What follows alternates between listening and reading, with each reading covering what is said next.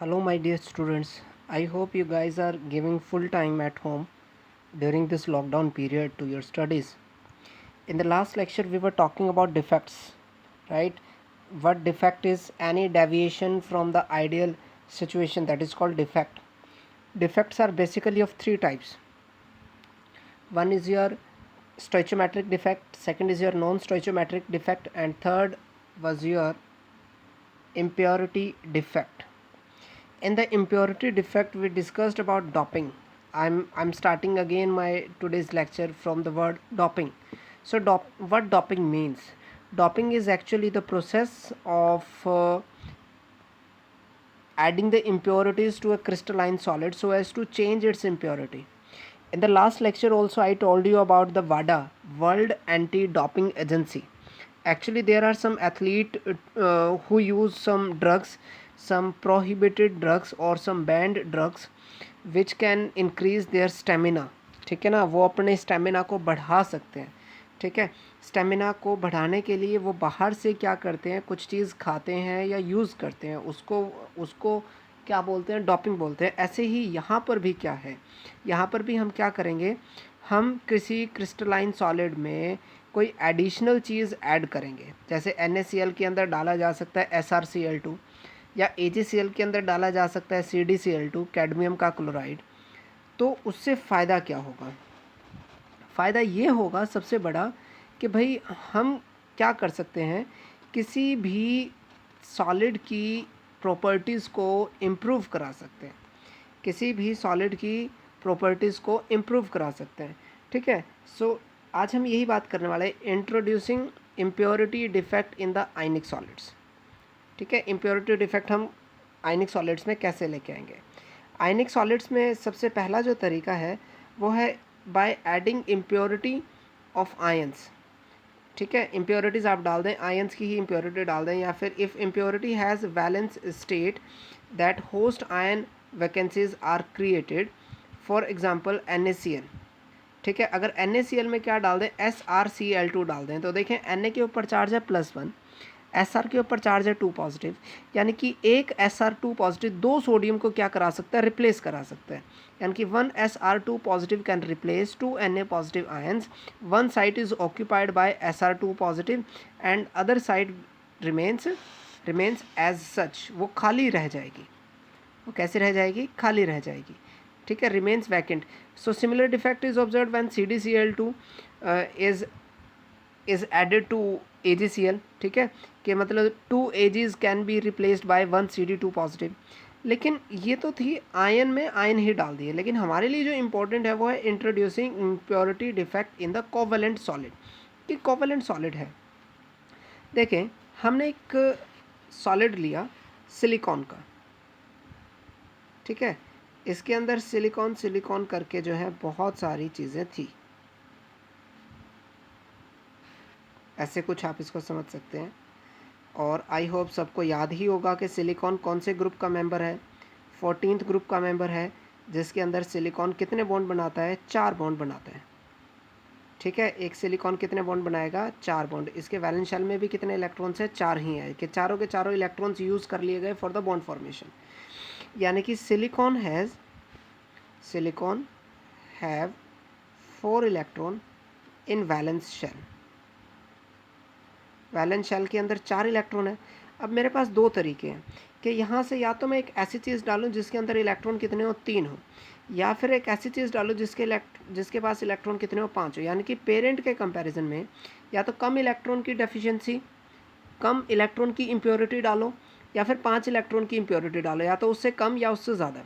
अगर उससे कम आप लेके आते हैं तो देखें वहाँ पर एक सेमीकंडक्टर बनता है, सेमीकंडक्टर. ठीक है, उस सेमीकंडक्टर का टाइप होता है P टाइप. ऐसे ही अगर आप ज़्यादा इलेक्ट्रॉन्स की इम्प्योरिटी डालते हैं तो भी क्या बनता है, सेमीकंडक्टर ही बनता है. लेकिन ये जो सेमीकंडक्टर होगा इसको क्या बोलेंगे, N टाइप सेमीकंडक्टर. तो दो अलग अलग टाइप के सेमीकंडक्टर पॉसिबल है. ठीक है, सो शुरू करते हैं. Impurities, introducing impurity defect in covalent solid. Impurities added may be electron rich और इलेक्ट्रॉन डेफिशिएंट.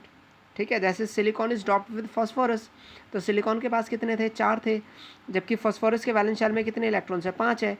या फिर एल्यूमिनियम अगर हम डाल दें, एल्यूमिनियम के पास कितने होते हैं, 3 होते हैं, यानी कि एक ऐसी इम्प्योरिटी भी डाली जा सकती है जिसके पास ज़्यादा इलेक्ट्रॉन हो, एक ऐसी इम्प्योरिटी भी डाली जा सकती है जिसके पास कम इलेक्ट्रॉन हो। एंड द डिफेक्ट दस introduced is called electronic defect, कि भाई वो जो डिफेक्ट है वो किससे रिलेट करता है, इलेक्ट्रॉनिक से। ठीक है, इसमें मान लेते हैं हम doping with electron rich impurity, के मतलब ज़्यादा, जैसे सिलिकॉन के अंदर क्या डाल दिया, फॉस्फोरस डाल दिया, फॉस्फोरस मतलब sorry arsenic, this is arsenic, arsenic भी फॉस्फोरस से नीचे आता है, इसके पास भी वैलेंस शेल के अंदर कितने हैं, 5 इलेक्ट्रॉन है। अगर 5 इलेक्ट्रॉन है तो देखो, अगर मान लो सिलिकॉन को आप रिप्लेस कराते हैं किससे, आर्सेनिक से, आर्सेनिक के पास कितने हैं, 5 है, 5 में से 4 इलेक्ट्रॉन तो यूज़ कर लेगा वो बॉन्ड फॉर्मेशन के लिए, जबकि 1 इलेक्ट्रॉन एज इट इज़ पड़ा रहेगा। ये जो 1 इलेक्ट्रॉन एज इट इज़ रह गया है, दिस इलेक्ट्रॉन इज यूटिलाइज्ड, ठीक है, for the conduction. When silicon is replaced by phosphorus or arsenic, the 5th electron of impurity is free and get delocalized, and hence the electrical conductivity increases. As increase in conductivity is due to free electron, it is called as n-type semiconductor. जब आप physics पढ़ेंगे तो physics में पढ़ेंगे कि semiconductor दो categories में आते हैं, एक एन टाइप और एक पी टाइप। एन टाइप कब बनते हैं, जब आप एक ऐसी इम्प्योरिटी डाल रहे हैं जिसके पास ज़्यादा इलेक्ट्रॉन हैं, ज़्यादा इलेक्ट्रॉन मतलब ज़्यादा नेगेटिव चार्ज, तो नेगेटिव से मैंने क्या उठाया, एन उठाया है, नेगेटिव से क्या उठाया है, एन उठाया है। अगर मान लो कम वाले इलेक्ट्रॉन्स आप डालते हैं तो कौन सा चार्ज बनता, पॉजिटिव चार्ज बनता। So doping with electron deficient impurity, जैसे कि सिलिकॉन के अंदर क्या डाल दिया, एल्यूमिनियम, यानी कि some silicon is replaced by aluminium या फिर गैलियम।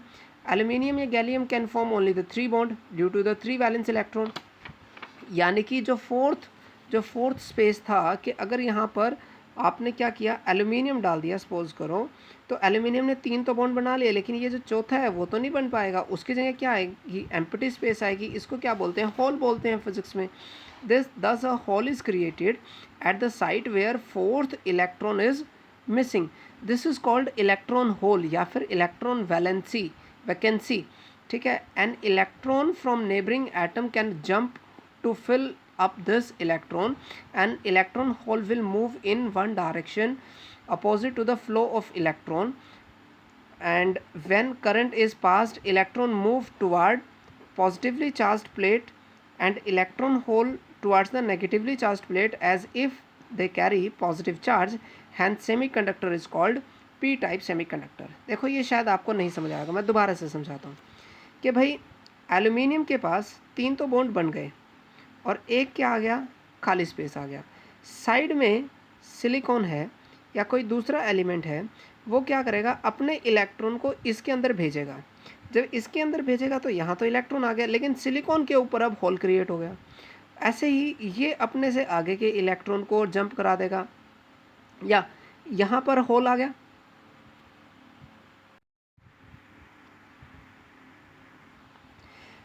एल्यूमिनियम के पास क्या था, एक होल था, इलेक्ट्रॉन सिलिकॉन से उठ के कहाँ आया, एल्यूमिनियम के पास, ठीक है, ये इलेक्ट्रॉन, तो होल कहाँ चला गया, सिलिकॉन।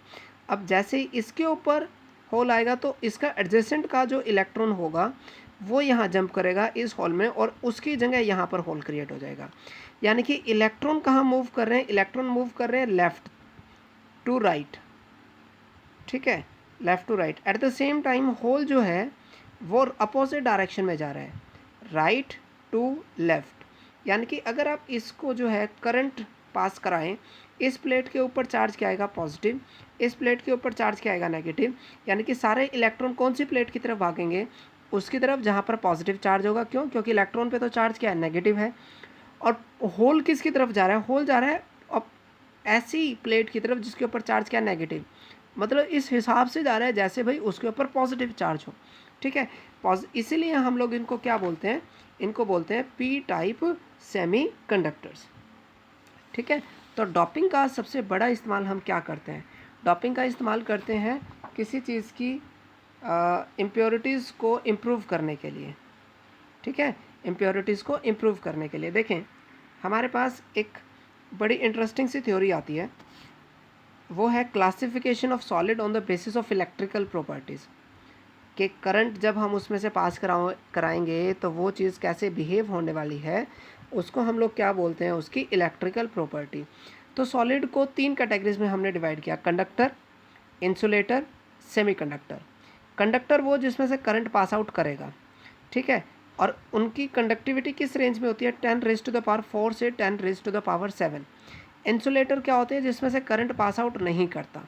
सेमीकंडक्टर क्या होते हैं कि जिसमें से करंट इंसुलेटर के कंपैरिजन में ज़्यादा पास आउट करेगा लेकिन कंडक्टर के कंपैरिजन में कम पास आउट करेगा, उसको हम लोग क्या बोलते हैं, सेमीकंडक्टर। इसलिए देखो इनकी कंडक्टिविटी कहीं बीच में है कि 10⁻⁴ सबसे कम है कंडक्टिविटी, कंडक्टर की सबसे कम कितनी है, 10⁻⁴, जबकि सेमीकंडक्टर की वो मैक्सिमम लिमिट है। यानी कि जहाँ पर कंडक्टर शुरू होते हैं सेमीकंडक्टर वहाँ ख़त्म हो जाते हैं। और 10⁻⁻20 से -10 के बीच में क्या आएगा, -6। यानी कि जो सेमीकंडक्टर्स हैं उनकी कंडक्टिविटी इंसुलेटर से ज़्यादा है। सॉरी, -6 इस रेंज से बाहर होगा तो इससे तो ज़्यादा होगी, लेकिन कंडक्टर से क्या हो जाएगी, कम हो जाएगी। ठीक है, तो कंडक्टर्स को फर्दर हमने 2 कैटेगरीज में डिवाइड कर रखा है, एक मेटालिक कंडक्टर और दूसरा इलेक्ट्रोलाइट्स। मेटालिक कंडक्टर जैसे कि आयरन मेटल होती है, कॉपर है, सिल्वर है, ये सब क्या है, ये सब आपके मेटालिक कंडक्टर्स हैं। मतलब इनमें मेटल का यूज़ हुआ। और मेटल के पास क्या होते हैं, फ्री इलेक्ट्रॉन, जिसको फ्लो करा के वो क्या कर सकते हैं, करंट पास करा सकते हैं। इलेक्ट्रोलाइट्स में क्या होते हैं, आयंस होते हैं। इसमें conductivity depends upon the number of electron in valence shell, कि ज़्यादा इलेक्ट्रॉन हुए तो ज़्यादा करंट पास आउट करेगा, कम इलेक्ट्रॉन होंगे तो कम करंट पास आउट करेगा। ठीक है, ऐसे ही इसके अंदर हमारे पास होता है कि conductivity depends upon the number of ions, के ज़्यादा आयन बने तो ज़्यादा करंट, कम आयन बने तो कम current. Conductors in the solid in as well as in the molten state, जबकि इलेक्ट्रोलाइट्स क्या होते हैं, conductor only in the molten state. हमें पता है ना कि सॉलिड स्टेट में इंसुलेटर्स की तरह बिहेव करते हैं इलेक्ट्रोलाइट, क्यों, क्योंकि कैटायन एनायन को स्ट्रांगली अपनी तरफ खींच के रखेगा, अपनी तरफ खींच के रखेगा, तो उसकी वजह से क्या होगा, उसकी वजह से ions will not be free to move in any direction. अब इसमें देखो कि conductivity increases with increase in temperature. 1 number का क्वेश्चन पूछा जाता है ये कि how the conductivity of electrolyte depend upon the temperature, कि टेम्परेचर अगर आप बढ़ाएंगे तो कैटायन और एनायन के बीच का जो फोर्स होगा वो क्या हो जाएगा, वीक हो जाएगा। वीक होने की वजह से वो आसानी से एक दूसरे से दूर भागेंगे, रिलीज़ किए जा सकते हैं, यानी कि ज़्यादा आयंस बनेंगे, ज़्यादा आयंस बनेंगे तो कंडक्टिविटी बढ़ेगी। लेकिन इसके केस में conductivity decreases with increase in temperature. क्यों, कि मान लेते हैं ये एक इलेक्ट्रॉन है जो यहाँ से जा रहा था और ये एक मेटल है। अब क्या होगा कि मेटल अगर रेस्ट पे है तो इलेक्ट्रॉन बड़ी आसानी से इसकी बराबर से निकल सकता है। लेकिन होता ही है कि जब आप टेम्परेचर को बढ़ाते हैं तो ये जो मेटल है ये ऐसे ऐसे वाइब्रेट करना शुरू कर देती है। जब ऐसे ऐसे वाइब्रेट करना शुरू करेगी तो देखो ये क्या होगा, ये इस मूवमेंट में क्या करेगी, हिंड्रेंस क्रिएट कर देगी। भाई किसी पे ऐसा होगा कि ये टकरा के इससे दूर चला जाएगा, जाना सीधा था लेकिन ये इसको हिंड्रेंस क्रिएट करेगी। हिंड्रेंस क्रिएट करने से फ्लो क्या हो जाएगा, कम हो जाएगा। फ्लो कम हो जाएगा, इसलिए हम कहते हैं कि टेम्परेचर बढ़ाने से वो जो मूवमेंट है वो क्या करेगी, बढ़ती है। मूवमेंट बढ़ने से कंडक्टिविटी क्या हो जाएगी, कम हो जाएगी। ठीक है, अब ये जो थ्योरी है, ये जो तरीका है कि भाई किसको कंडक्टर रखेंगे, किसको इंसुलेटर रखेंगे, किसको सेमीकंडक्टर रखेंगे, उसको एक्सप्लेन करने के लिए हमारे पास एक थ्योरी है जिसको हम लोग बोलते हैं बैंड थ्योरी। ठीक है, क्या काम आती है, explain the conducting power of conductor, insulator and semiconductor. कि किसी की जितनी भी पावर हमने बताई पीछे, किसकी कितनी आती है, इसको एक्सप्लेन करने का तरीका है हमारे पास बैंड थ्योरी। बैंड थ्योरी में हमने क्या मान के चलते हैं कि atomic orbital are close in energy, so overlap to form the molecular orbitals. Class 11th में पढ़ा था कि atomic orbitals combine to give molecular orbitals. These molecular orbital is called band, कि वो जो मॉलिकुलर ऑर्बिटल है उनको हम लोग यहाँ पर क्या बोलते हैं, बैंड बोलते हैं।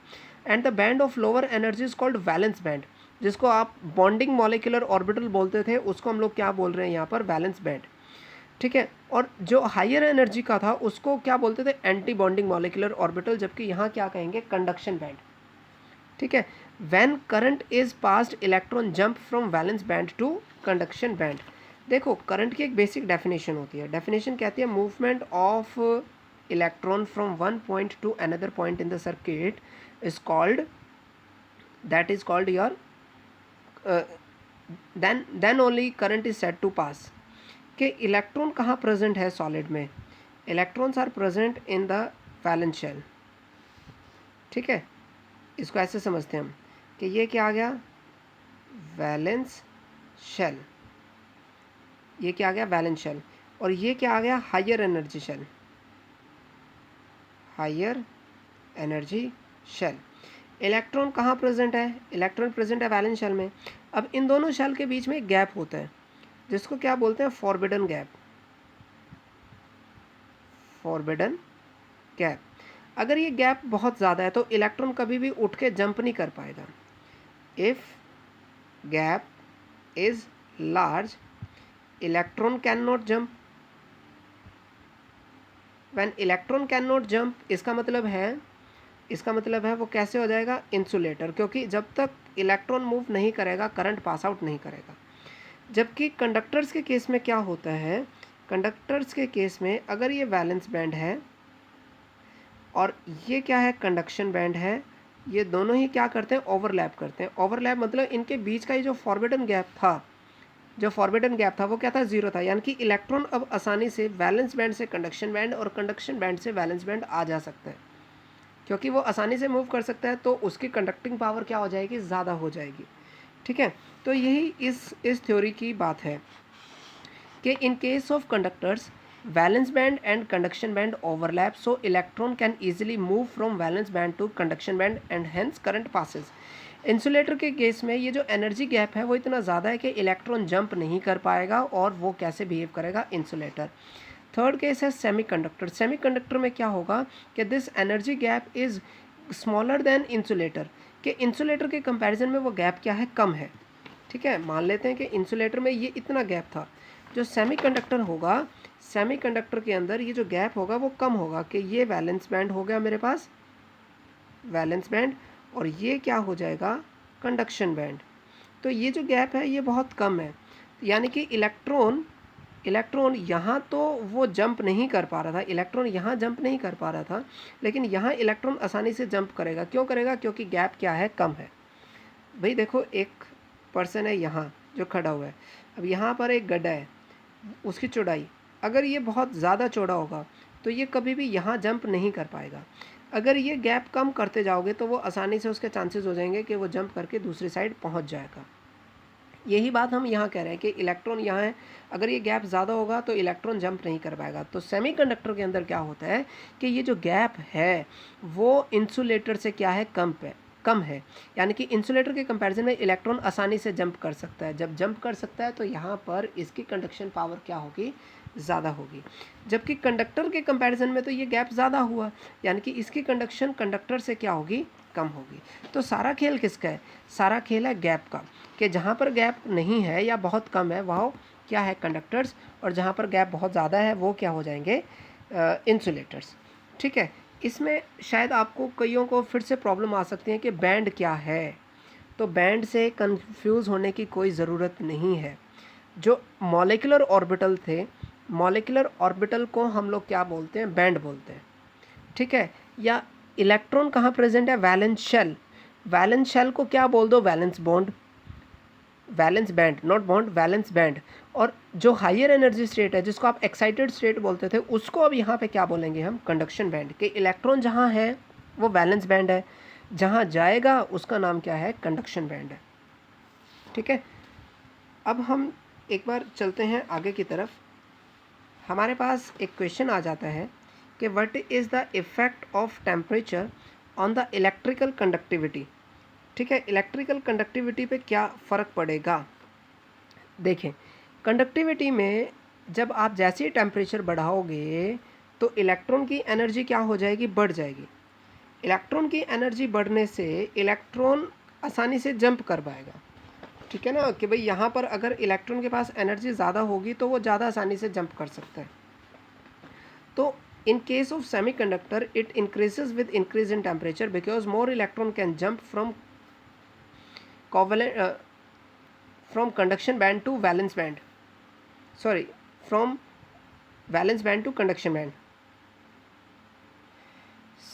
सच type of semiconductor whose conductivity increases with increase in temperature, उनको हम लोग क्या बोलते हैं, इंट्रिंसिक। देखो सेमीकंडक्टर को अभी हमने दो कैटेगरीज में डिवाइड किया था, एक पी टाइप और एक एन टाइप। किसके बेसिस पर थी वो थी ऑन द बेसिस कि आपने जो इम्प्योरिटी डाली है कंडक्टिविटी को बढ़ाने के लिए वो किस तरीके की डाली है, यानी कि सेमीकंडक्टर की कंडक्टिविटीज़ को बढ़ाया जा सकता है। उसमें से एक तरीका है कि आप उसके अंदर इम्प्योरिटी डालते हैं, और दूसरा तरीका मैं अब आपको बता रहा हूँ कि टेम्परेचर इंक्रीज़ करने से भी ऐसा किया जा सकता है। जिन सेमीकंडक्टर में टेम्परेचर को इंक्रीज़ करने से कंडक्टिविटी बढ़ेगी उनको क्या बोलेंगे, इंट्रिंसिक सेमीकंडक्टर। और जिन कंडक्टर्स में आपको क्या करना पड़ेगा, आपको डॉपिंग करानी पड़ेगी, उनको क्या बोलेंगे हम, एक्सट्रिंसिक सेमीकंडक्टर। उनको क्या बोलेंगे, एक्सट्रिंसिक। और एक्सट्रिंसिक को फर्दर दो कैटेगरीज में हमने डिवाइड कर रखा है, पहला एन टाइप और दूसरा पी टाइप। ठीक है, चलिए coming to the last topic of this chapter, that is the magnetic properties of the solid.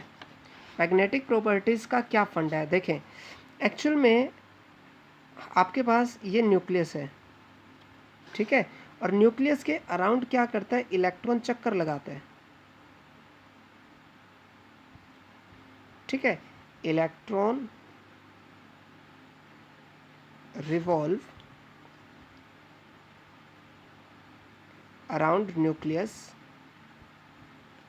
के इलेक्ट्रॉन क्या करते हैं, न्यूक्लियस के अराउंड चक्कर मारते हैं, and as charge is moving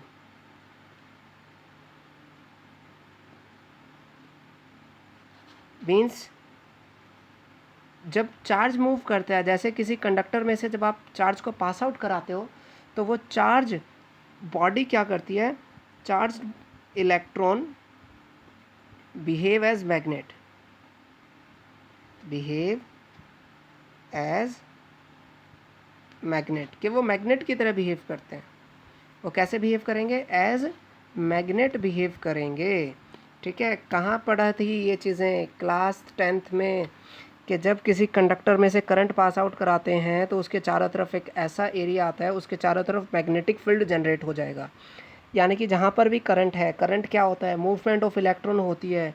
तो यहाँ तो न्यूक्लियस के अंदर अपने आप ही इलेक्ट्रॉन मूव कर रहे हैं, करंट पास कर रहे हैं। करंट पास करने का मतलब हो गया कि यहाँ पर ये जो इलेक्ट्रॉन है वो एज मैग्नेट बिहेव कर सकता है। और अगर इस मैग्नेट को अगर आप एक्सटर्नल मैग्नेटिक फील्ड में रखें, when placed in external magnetic field, ये जो इसका खुद का फील्ड है, इसका अगर ये खुद मैग्नेट है तो इसका खुद का मैग्नेटिक फील्ड होगा। ये मैग्नेटिक फील्ड और एक्सटर्नल मैग्नेटिक फील्ड इंटरेक्ट करेंगे, उसके बेसिस पर हमने सब्सटेंसेस को कुछ कैटेगरीज में डिवाइड कर रखा है। जैसे पहली आपके लिए जानी पहचानी है, क्लास 11th में पढ़ के आ चुके हैं। पहली है डायामैग्नेटिक सब्सटेंसेस, यानी कि वीकली रिपेल्ड, यानी कि जो अट्रैक्ट नहीं होंगे, सीधी सीधी बात है, जो अट्रैक्ट नहीं होंगे। Shown by those compounds which are fully filled, class 11th molecular orbital theory. जहाँ अनपेयर्ड इलेक्ट्रॉन है वो अट्रैक्ट होते हैं, जहाँ इलेक्ट्रॉन पेयर हो जाते हैं वो अट्रैक्ट नहीं करते। तो डायामैग्नेटिक कौन से है, जो अट्रैक्ट नहीं करते। अट्रैक्ट नहीं करेंगे तो क्या करेंगे, रिपेल करेंगे। कब होगा, जब इलेक्ट्रॉन अनपेयर्ड ना हो। ठीक है, दूसरा क्या होता है, पैरामैग्नेटिक, यानी कि थोड़े बहुत अट्रैक्ट होंगे। थोड़े बहुत अट्रैक्ट होंगे यानी कि हुज एटम्स और आयन कंटेन अनपेयर्ड इलेक्ट्रॉन। जैसे O2 के पास मॉलिक्यूलर ऑर्बिटल डायग्राम देखोगे तो O2 के पास 2 अनपेयर्ड इलेक्ट्रॉन होते हैं। कॉपर के पास 2 पॉजिटिव का चार्ज है, इसके पास भी अनपेयर्ड इलेक्ट्रॉन है, इसके पास भी अनपेयर्ड इलेक्ट्रॉन है। यानी कि जहाँ पर भी अनपेयर्ड इलेक्ट्रॉन होगा वो कैसे बिहेव करेगा, as paramagnetic substances, means it will get attracted. जैसे ही आप इसको एक्सटर्नल मैग्नेटिक फील्ड में से हटा दोगे तो इसका मैग्नेटिज्म क्या हो जाएगा, ख़त्म होना शुरू हो जाएगा। जैसे सोलेनॉइड पढ़ते थे आप, कि वो कब तक मैग्नेट की तरह बिहेव करेगा, जब तक आप उसमें से करंट पास आउट करा रहे हो। The moment you stop passing the current, वो मैग्नेट की तरह बिहेव करना बंद कर देगा। थर्ड क्या होते हैं, फेरोमैग्नेटिज्म या फेरोमैग्नेटिक सब्सटेंसेस। वो क्या होंगे, स्ट्रांगली अट्रैक्ट होंगे, और इतना स्ट्रांगली अट्रैक्ट होंगे कि अगर आप उसमें से मैग्नेटिक फील्ड हटा दो तो भी वो एज मैग्नेट की तरह बिहेव करेंगे। ठीक है, because metal ions of these substances are grouped together into the small region called domains. ठीक है। मेटल आयंस क्या करती हैं, अपने आप को मान लेते हैं कि ये वो डायरेक्शन है, ये वो डायरेक्शन है किसकी, अप्लाइड फील्ड की, अप्लाइड मैग्नेटिक फील्ड, कि ये डायरेक्शन है अप्लाइड फील्ड की। तो अप्लाइड फील्ड में जो सारी की सारी मैग्नेट्स हैं वो क्या करेंगी, जो सारी की सारी मैग्नेट्स हैं, जो मेटल हैं, अब ग्रुप ऑफ मेटल्स को हम यहाँ पर क्या कह रहे हैं, डोमेन्स कह रहे हैं, उसका नाम बदल के क्या कह रहे हैं, डोमेन्स। ये कुछ नहीं है, सिर्फ मेटल्स को ग्रुप में ले रखा है। वो सारे ग्रुप क्या कर रहे हैं, अप्लाइड फील्ड की डायरेक्शन में चले जाएंगे, यानी कि यहाँ पर जो फील्ड लगेगा वो सारा बहुत ज़्यादा लगेगा, यानी कि स्ट्रांगली अट्रैक्ट होगा। अगर स्ट्रांगली अट्रैक्ट होगा तो हम लोग उसको क्या बोलते हैं, उसको बोलते हैं फेरोमैग्नेटिक। फेरोमैग्नेटिक का मतलब है, फेरोमैग्नेटिक का मतलब है कि ये क्या करेगा, ये पैरामैग्नेटिज्म की एक्सट्रीम कंडीशन है। पैरामैग्नेटिज्म में क्या था, अट्रैक्ट था लेकिन वीकली था। फेरो में क्या है, फेरो के अंदर स्ट्रोंगली है, मतलब आप पैरामैग्नेटिज्म को अगर स्ट्रोंग कर दोगे तो क्या बन जाएगा, फेरोमैग्नेटिक सब्सटेंसेस बन जाएंगे।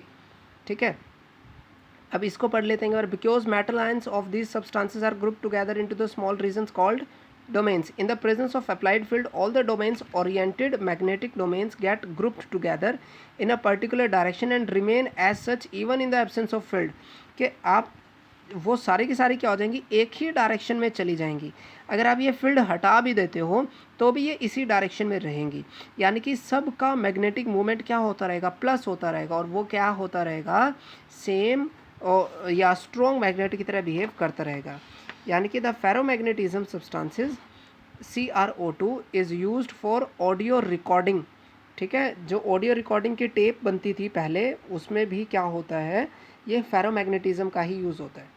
ठीक है, ऐसे हमारे पास आ जाती है एंटी फेरोमैग्नेटिज्म। एंटी फेरोमैग्नेटिज्म का मतलब है कि ये अब इस हिसाब से अरेंज होगी, देखो कि एक कहेगा मैं ऊपर जाऊंगा, दूसरा कहेगा मैं नीचे, फिर तीसरा कहेगा ऊपर, चौथा कहेगा नीचे, ऊपर नीचे, यानी कि ये क्या होगा, एक दूसरे को कैंसिल आउट करते जाएंगे, कैंसिल आउट करते जाएंगे। इसलिए हम लोग इनको क्या बोलते हैं, एंटी फेरोमैग्नेटिज्म, यानी कि सपोज टू फॉलो पैरामैग्नेटिज्म और ferromagnetism but don't, because net magnetic moment is zero. क्यों ज़ीरो है, क्योंकि वो अपोजिट डायरेक्शंस में एक दूसरे को क्या कर लेते हैं, अलाइन कर लेते हैं। तो यहीं पर हम यही कह रहे हैं, एग्जाम्पल है MnO contains equal number of magnetic domains in opposite direction, कि अगर 10 ऊपर की तरफ है तो 10 ही नीचे की तरफ है, और वो अपोजिट डायरेक्शन होने की वजह से एक दूसरे को क्या करते रहते हैं, कैंसिल होते रहते हैं। चलिए, coming to the last, this is your ferrimagnetic substances. Ferrimagnetic में देखें क्या केस आता है। यहाँ पर हमने या तो माना कि सारी की सारी एक डायरेक्शन में है, या फिर माना कि सारी की सारी क्या करते हैं, कैंसिल आउट कर जाते हैं। अगर ऐसा हो जाए कि किसी एक डायरेक्शन में ज़्यादा फील्ड है, ठीक है, देखो जैसे ये है, ये अपोजिट होने की वजह से कैंसिल, ये अपोजिट होने की वजह से कैंसिल, लेकिन फिर भी ये दोनों क्या है, किसी एक डायरेक्शन में है। ठीक है, यानी कि have small net magnetic moment but suppose to have large due to unequal number of domains in the opposite direction. के अनइक्वल है, अगर इक्वल हो गया तो वो तो ज़ीरो कर देगा ना। जैसे एंटी फेरोमैग्नेटिक में हमने देखा कि इक्वल नंबर में अपोजिट डायरेक्शन में थे, वो तो ज़ीरो कर देगा। जैसे Mn वो Mg है, Mg में क्या होते हैं, Mg के अंदर वो अनइक्वल नंबर में होते हैं, तो ये कैसे बिहेव करता है, फेरी मैग्नेटिक सब्सटेंसेस की तरह बिहेव करता है। ठीक है, तो ये हमने क्लासिफिकेशन की ऑन द बेसिस ऑफ कि आप किसी चीज़ को अगर अप्लाइड फील्ड में रखोगे तो वो कैसे बिहेव करेगा। 5 हैं, डायामैग्नेटिक, पैरामैग्नेटिक, फेरोमैग्नेटिक, ऐसी आपके पास आ जाती है antiferromagnetic, and last we have is the ferrimagnetic. ठीक है, तो यहाँ पर ये अगर यहाँ से क्वेश्चन आता है बोर्ड में, तो सीधा सा क्वेश्चन आता है कि ये कौन सी फील्ड में है, तो आप उसका सीधा सीधा जवाब दे सकते हैं कि भाई ये फेरो आएगा, ये या फिर ये फेरी आएगा। तो आपको सिर्फ एक एक एग्जांपल याद करना है और इससे ज़्यादा कुछ नहीं, तो आपका फर्स्ट चैप्टर यहाँ पर हो जाता है कंप्लीट। ठीक है, इन case of any doubt you can leave the comment in the comment section, या फिर आप मुझे जो है एक व्हाट्सएप पर मैसेज ड्रॉप कर सकते हैं। आई विल ट्राई कि नेक्स्ट वीडियो आपकी क्या हो, डाउट की हो। लेकिन वो तभी बनती है जब आप डाउट भेजते हैं. So I am waiting for your doubts. ठीक है. So till then, good bye, best wishes, and don't forget to like, share and subscribe. मिलते हैं नेक्स्ट टाइम.